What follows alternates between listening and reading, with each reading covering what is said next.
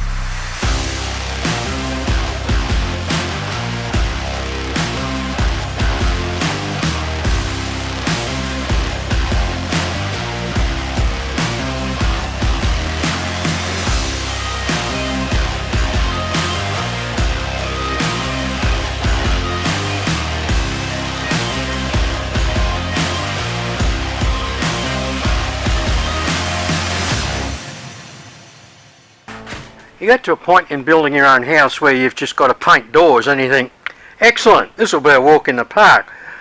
I've had to try 4 techniques to get one that delivers a finish that I'm happy with on these doors.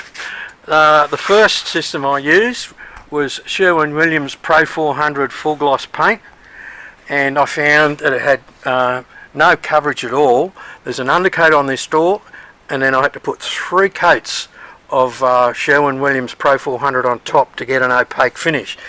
And no matter how lightly I laid it off with a brush, you can see all those brush marks. So I wasn't happy with that method at all. I tried a roller, that wasn't any better. So we changed paints and bought some British paints, which wasn't a cheap exercise. British Paint Semi-Gloss this time. And I applied it first of all with a small roller, which my wife Brenda's had great success with in previous renovations she's done. This is just 1 coat, and you can see I'm not getting coverage with it, although I would be applying 2, but I wasn't happy with the finish. You can see roller marks in it going through there, and I was laying that off really lightly with the roller. So then I tried putting on British Paints Semi-Gloss with my good brush to see if it was any better. I did get slightly better coverage. You can still see it needs that 2nd coat, but once again I wasn't happy with the brush marks that I was getting, and so I had to try another way to get a really good finish on my door. So I switched to my airless spray gun and to see what sort of finish I could get, and I thought I won't try and finish doors, I'll just do a couple of doors, 2 coats one side, and see what I got. And I got a very high quality finish with 2 coats. This is still wet and drying a little bit, but you can see there's just no marks in it. And this door down here has just had 1 coat, and look at the coverage of that. Even right into the grooves in the routed panels there, I'm getting good coverage. So I'm going to do all my doors with the airless spray gun. The problem with that obviously is I can't do it in the shed because of the overspray. There's too many tools and bits and pieces in there, but under the house here I can put this tarp down and the plastic over there and get a big enough area, because the problem with an airless spray gun is you have to clean it every time you stop, so you can't just do 1 door and then wait 2 hours and do another coat and then wait overnight and then flip the door over and then do another 2 coats, cleaning it in between each time. That's just not an economical time exercise. So you need a lot of work set up to make the airless spray gun a worthwhile tool. So I've got my 100 by 20 door jamb material there for the sliding doors to butt up against. That came undercoated, and I've given that 2 coats with the airless spray gun as well. So this is the way I'm going to do my doors from now on. I thought I'd show you this just in case you're doing a house and you want to get a really good finish on your doors. Airless spray gun definitely is the way to go, and I can get these doors done. Well, each door takes me about 5 seconds.